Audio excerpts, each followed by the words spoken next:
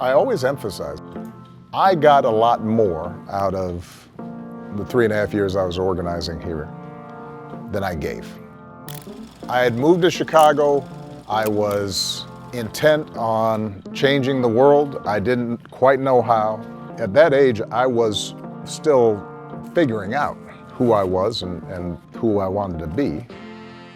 Being raised in a community where there weren't a lot of black people, not a lot of father figures. Part of what was taking place was me just trying to prove myself and feeling like I need to show that I'm worthy in some way.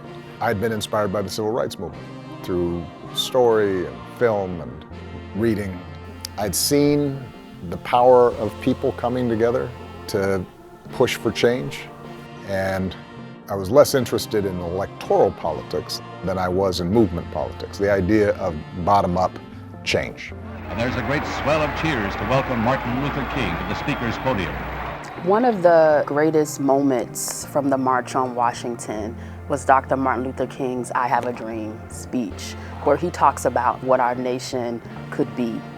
When I think about the election of President Obama, I think about a similar dream or vision.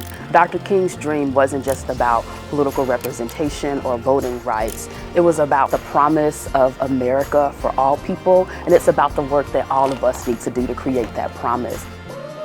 Thinking about the 60th anniversary of the March on Washington, it compels us to think more expansively about the justice we need to help that dream become a reality. How do you think meeting in those church basements and meeting with these different personalities, how do you think that helped you on your trajectory towards the White House? The historically black church has always been the epicenter of activity in the African American community.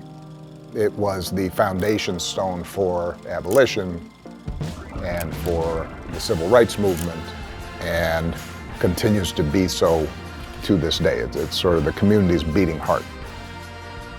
So a baseline approach that I had learned in these church basements was everybody's got a story. Everybody's story matters.